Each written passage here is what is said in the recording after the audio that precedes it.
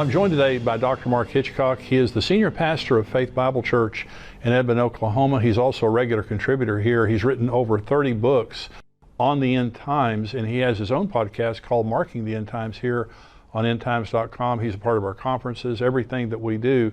And we're talking today about what's happening in Israel, the headlines that are happening in Israel. We'll also be answering questions from our subscribers. Mark, thank you for joining me today. Great to be with you again, as always. We have this new book that we have just written together. It's called What's Next? The Israel-Gaza War, Connecting Today's Headlines for Tomorrow's Prophetic Events. And so this book, it was actually held up a couple of weeks by Amazon, but we talk in here about kind of the past, and you've done some podcasts recently on where Israel came from. In other words, is this actually their land, or are they occupiers, as people are saying? We talk about that in here. We talk about what's happening right now. We also talk about the prophetic implications of what's happening. What's happening in Israel right now is on a scale from 1 to 10, just in my mind prophetically, this is a 10.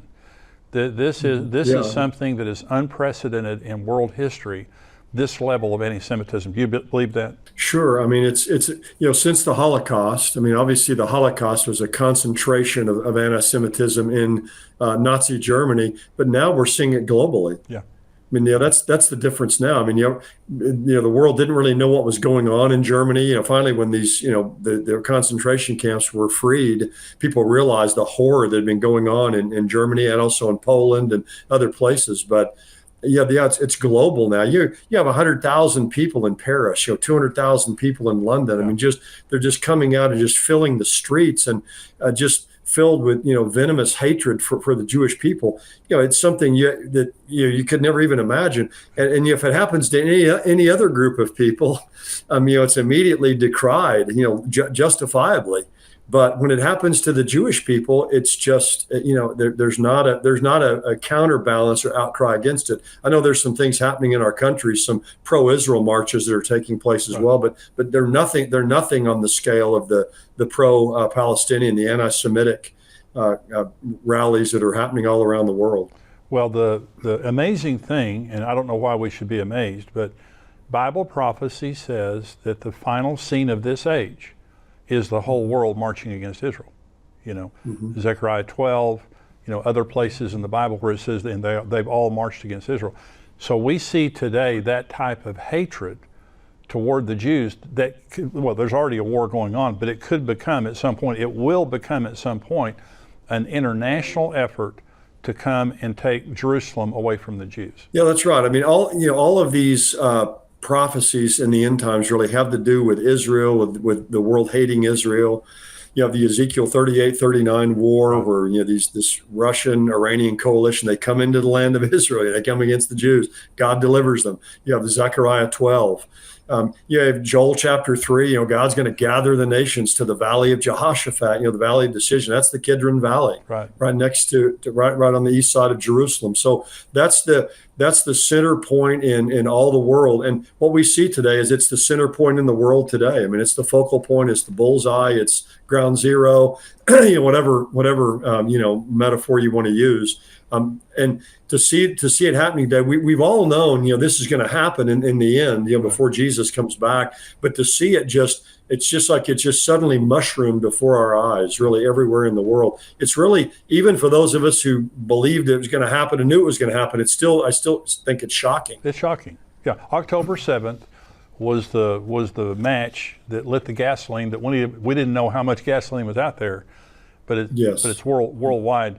So we're going to talk about some articles, some things that are happening in the news right now. This is from Prophecy News Watch, and the headline says, "Is worldwide Jew hatred setting the stage for the tribulation period?" Let me just read just a few paragraphs here. It says, "Aside from the spiritual paradigm with which Christians view and stand with Israel, most rational people, even unbelievers, would have a sense that sympathizing with Hamas right now is akin to endorsing the kidnap, torture, rape, beheading, and murder of Jews. People who thought that the horrors of the Holocaust were long behind them have suddenly been shaken by a terrifying sense of foreboding as people the world over call for the annihilation of the Jews once again.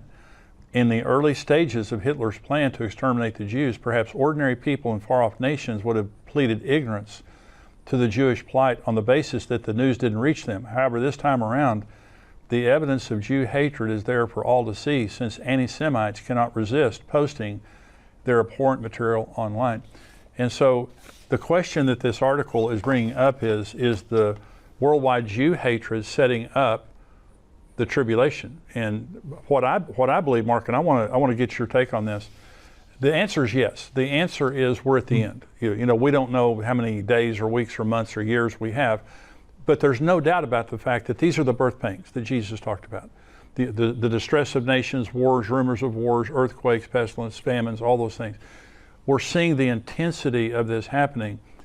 So the Antichrist, before the tribulation, around the time of the rapture, there's going to be this answer man, the rider on the white horse of Revelation 6. Mm-hmm. And he's going to come in, according to Daniel 9, and he is going to confirm a 7-year covenant with Israel. And so when I think the Psalm 83 war, the Ezekiel 38 and 39 war, Jeremiah 49, all of those things, those could happen any time. I mean, the stage is set for that. But at some point, the Antichrist is going to arrive on the scene and solve the problem. What do you think about, you think the Antichrist is around right now? You think that he could show up sometime soon? Well, yes. I mean, you know, if the Lord's coming's in the next 30, 40, 50 years or so, he has to be alive somewhere, because he's not going to be a teenager when he takes power.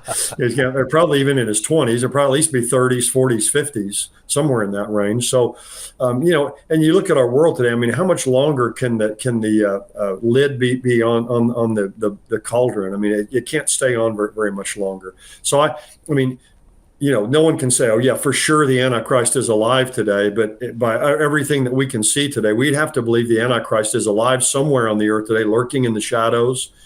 And it's fascinating. He's gonna come unto the world as a friend of the Jewish people. Right. He's going to look like their friend. He's going to come on this platform of peace, and he's going to, you know, be the Time Man of the Year. You know, he'll probably win the Nobel Peace Prize. I mean, he's going to be hailed as this person who's finally able to solve this problem over this Gordian knot that no one's been able to solve. But at the midpoint of the tribulation, and you know, the greatest double cross of all time, he's going to turn against the Jewish people. So this iron fist that's going to be inside this velvet glove is going to come out. And he'll be the ultimate anti-Semite that the world has ever seen. He'll be, you know, totally inspired and totally energized by Satan, probably indwelled by Satan. So he'll be, you know, Hitler plus. And it's going to be the worst time for the Jewish people. You know, what we see today, the Bible says that, you know, 2/3 of the Jewish people are going to be cut off during the tribulation period. That's a stunning, you know, there's almost 15 million Jews. That's 10 million. That's more than the Holocaust. Right. And people think, well, how could that ever happen again? Well, you look at our world today and just this global hatred for the Jewish people that's taken place. You know, we can see how it will happen, and how the Antichrist, you know, as a person coming up in this whole situation now, will lead the world in this anti-Semitism. You know, it's interesting that, you know, I don't know if a lot of people have read the Hamas charter. But I read it last night, the Hamas covenant. It's these 36 articles. It was, you know, written in like 1988. That is that is the worst thing I've ever read in my entire life. Wow. It's the most virulent anti-Semitic. It's filled with conspiracy theories. You know, can be no negotiation with the Jewish people. Right. I mean, it's the most categorically I've read Mein Kampf. It's way worse than Mein Kampf. Wow. And by the way, recently, there's an article that says that Israeli soldiers have discovered copies of Hitler's book, Mein Kampf, in a children's room that was used by Hamas.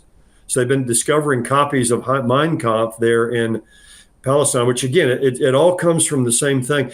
It's fascinating. The Hamas was incubated back in the Muslim Brotherhood, which was founded in 1928.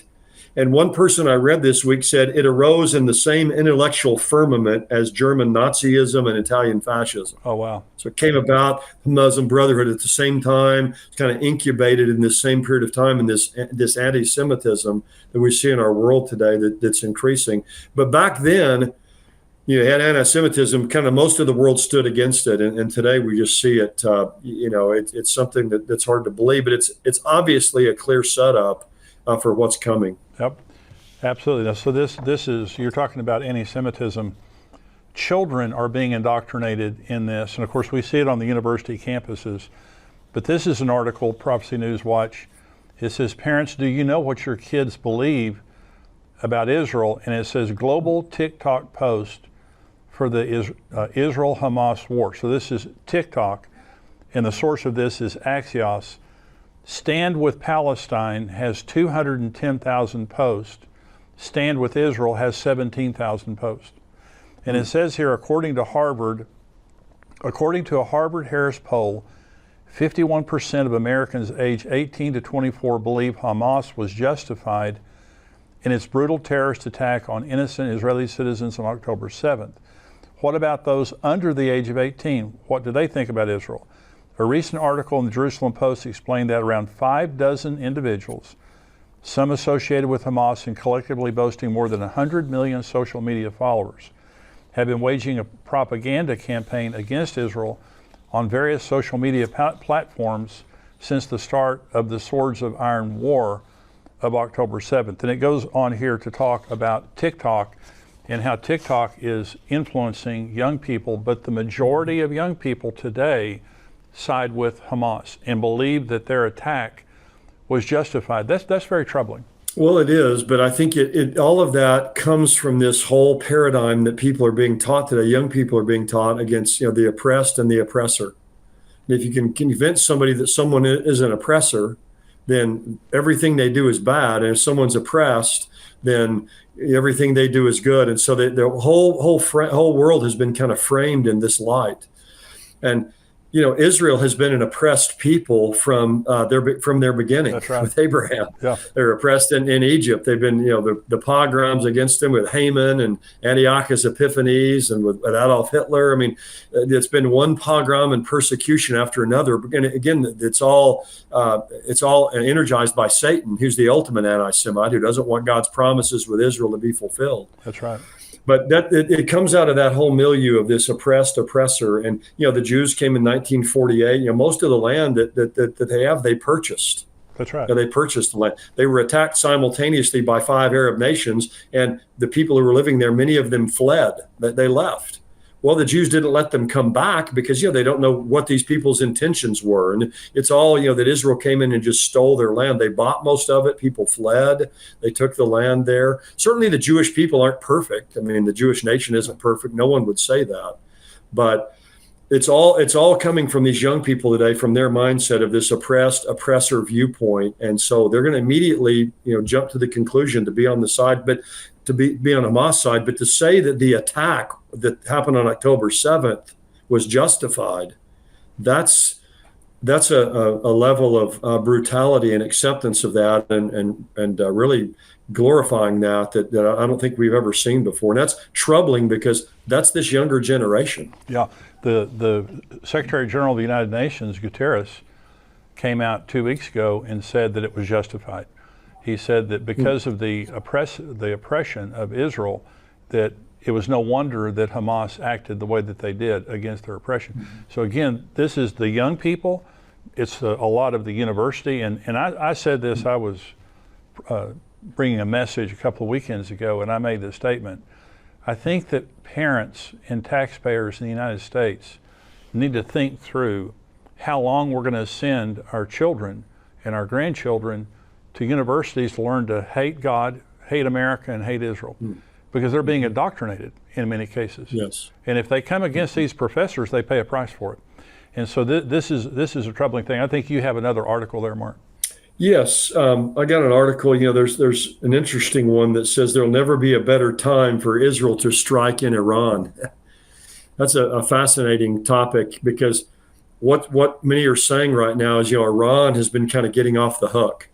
They're just using Absolutely. These proxies or their surrogates for 20 years. They've been just letting other people do their dirty work. And so that's an article in Haaretz. It's an opinion piece, but saying that Iran is going to have to pay the price themselves for what they're doing. And, you can attack Hamas, you can attack Hezbollah, you can attack the Houthis down in Yemen, all these different, but sooner or later, Iran has to pay the price. And so it's being said, this is the time for Israel to strike Iran and hit Iran and make Iran pay the price. Now, we all know if that were to take place, it would set, the dominoes would begin to fall. But it may be that Israel will do that here at some point in time, and the United States as well, because we've had, last count I have, it goes up every day, 52 attacks against our bases in Iraq and Syria, and eventually we're going to have to go and hit the source of this, not these pinprick attacks from these small proxy groups that are there. So if that takes place, that can also be a major lighting of the fuse for the God war. If Israel or the United States or both do something directly against Iran, that would be a major escalation of this. But here again, we have this article. This is the best time for Israel right now to do this, to while they're at it, to just kind of go ahead and eliminate these enemies. Hamas, Hezbollah would be next, and even take action against Iran. So. Now, that's very possible that could happen, I think, in the not too distant future. Well, the United States has massive military assets in the Persian Gulf, in the Mediterranean. We have bases in Saudi Arabia, bases in Iraq. We've got a lot of capability. And what I have thought is the United States, I believe, could possibly strike Iran to take that responsibility off of Israel and put it on us. We have enough justification to bomb Iran. Number one, just to keep them from becoming a nuclear power, because they're just about to become. But in southern Iran, which is Elam, Jeremiah 49 prophesies the destruction of Elam. And it seems as though if that could be a fulfillment, if the United States and or Israel would strike Elam, that could be a fulfillment of Jeremiah 49. But I totally agree with you. I agree with two things. Iran is the head of the serpent. You can dance with the snake all you want to. The head of the serpent is Iran. And you're not going to deal with it decisively until you deal with them. But the other thing is, this is a good time to strike Iran, because you take away their momentum, because they've done a masterful job of creating all of these proxies all around Israel to now be a real major threat to them. If they, especially Hezbollah right now, if Hezbollah enters into the fray, and they've been escalating their attacks, Hezbollah has a tremendous amount of military power. It's been called this network of proxies. They've been called the axis of resistance, that are coming against Israel, and of course the United States. And Israel's been called by them the little Satan. The United States is the great Satan. And in the United States, we need to be on alert, because as many people have been warning here lately, we're next. Right. They want to get Israel, but we're next. I mean, we're the great Satan that has to be eliminated. What's fascinating to me is Joel Rosenberg. Some years ago, I heard him make a statement. I've never forgotten it. He referred to Iran, the mullah leadership there, not all the people of Iran, but their mullah regime that runs the country, as an apocalyptic genocidal death cult. Wow.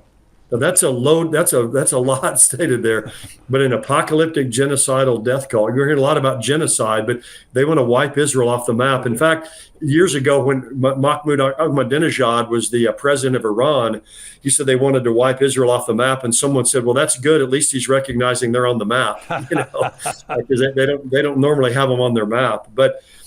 What we sometimes forget in all of this too with Iran, there's an apocalyptic element to all of this with Iran. Iran, they're 12er Shiites. They believe that their Mahdi will return someday in a time of great chaos and warfare. But they believe that Jerusalem has to be taken, and that Israel has to be eliminated before their Mahdi can return.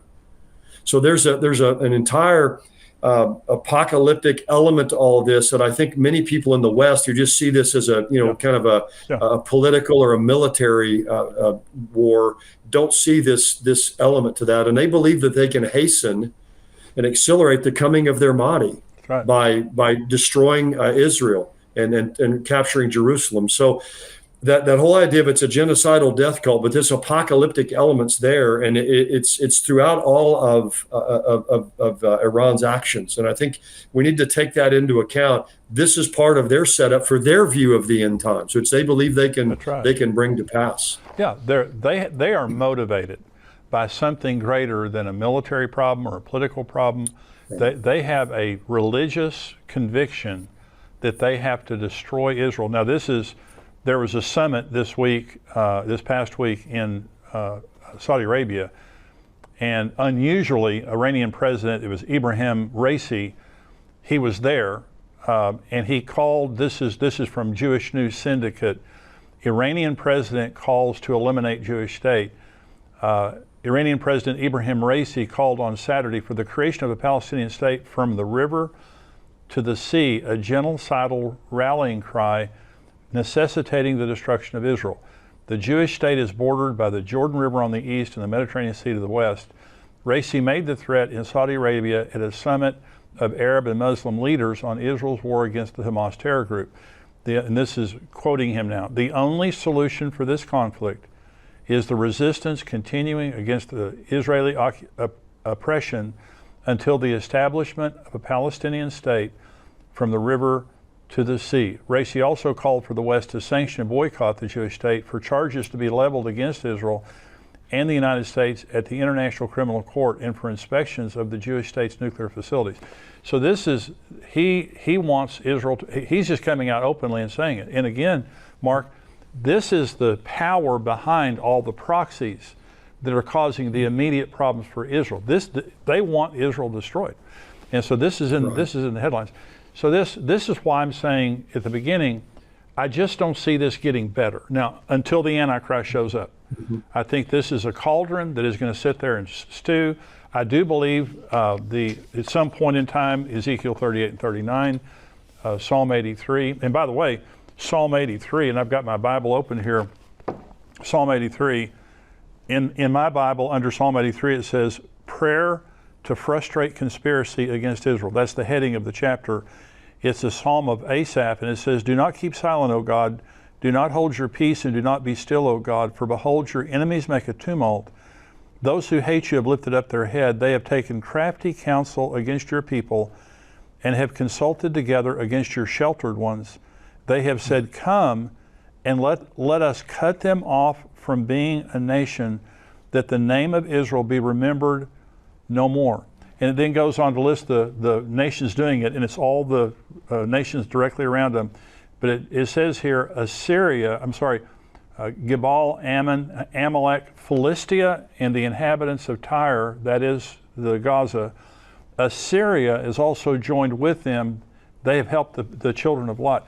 So what we're seeing right now is a conspiracy. It's a coalition of nations saying, let's destroy Israel. Let's cut them off from being a nation. Mm-hmm. That's what Iran is saying. That's what their proxies are saying. This isn't just a war to get land. This is an effort to destroy the nation of Israel. That is Psalm 83. So whether we're seeing the beginning of Psalm 83 or whatever, this is a conspiracy to destroy the nation of Israel completely. Well, that's right. Iran believes in their Shia apocalyptic view that they believe that Israel has to be taken and Jews worldwide have to be destroyed. And that's why all this talk of a two-state solution is just totally a total fallacy. You know, they want to go back to 1967 borders for a two-state solution. Well, what happened in 1967? Israel was constantly being attacked. That's so. Right. That's just a total smoke screen, to have this two states. So they don't want it, as you just read in that article, that the president of Iran, the Ayatollah there, they don't want a two-state solution. That's right. It's from the river to the sea. That's right. They want Israel eliminated. All the two-state solution is, the so-called two-state solution people talk about, is just a step, one more step to wiping out the Jewish people. And if the Jewish people give up the Golan Heights, if those who've been to Israel, they're finished. Yeah. So that's the goal. It's the total eradication of Israel, and that's what the Bible says. That's where the Bible says everything is headed. And the Antichrist will be Satan's final instrument to try to bring that to pass. But the good news is that ultimately God will deliver his people. They will be preserved, and God will fulfill his covenant with Abraham, Isaac, and Jacob, and with his descendants. And so that's the good news. God's ultimately going to prevail in this, but it's going to be there's a lot of terrible things that are going to happen before we get to that point where God delivers Israel. So Israel is in a major ground operation right now in Gaza. I think they've had 4,300 strikes in Gaza so far militarily, killed a lot of the terrorists. The Prime Minister Netanyahu has stated openly that when this is over, they're not giving control of this back to obviously Hamas or the Palestinian Authority, that Israel will occupy Gaza. I don't know if it's indefinitely, But this adds another dimension to the problem already. A two-state solution says that East Jerusalem, the West Bank, possibly the Golan Heights goes back to Syria. But a two-state solution just means they had already given up the Gaza. Now they're taking it back, is what Netanyahu is saying. Then you have East Jerusalem. What do you think the significance of that is, that Israel is taking control of Gaza? Well, it's just going to continue. The outcry in the world is just going to become greater and greater against that. Because again, it's just going to reinforce this idea. Well, they're occupiers. They're the oppressors. Israel's been out of Gaza since 2006. They have their own government there. In fact, a friend of mine just sent me a picture, our guide in Israel, Ronnie Cohen, of the Golani Brigade inside the headquarters of Hamas in Gaza City. They've taken that. So they've taken but it's just going to increase this idea, that they're the oppressors. But Israel's been out of there since 2006. That they've had their own government. Yeah. Gaza, with all the money they've received, the three leaders of Hamas combined are worth $7 billion. Oh my gosh! Yeah, the main two leaders are each worth $3 billion. The third in command is worth $2 billion. So the commanders of Hamas, the three leaders, are worth $7 billion. Where's all this money that's been going in there? Where's it been going to line their pockets? Gaza should be a resort. It ought to be like Qatar. It ought to be like these beautiful places in the Middle East. All the money that's flowing in there, they can do whatever they want there.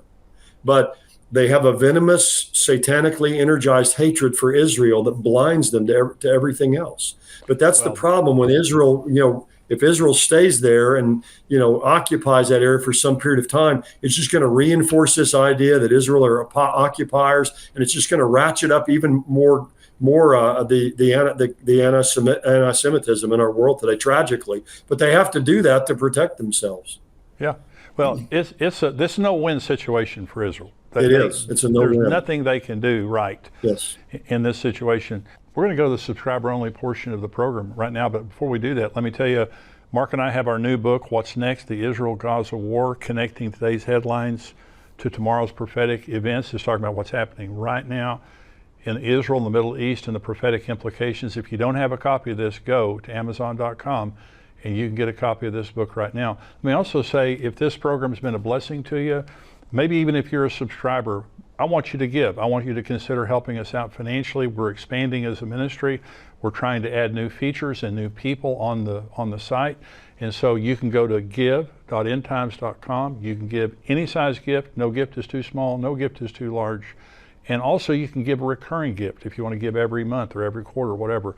You can make your gift a recurring gift. So go there right now if you haven't already. If you're not a subscriber, go to endtimes.com, $7 a month. We would love to have you become a subscriber so you can get everything we have, the full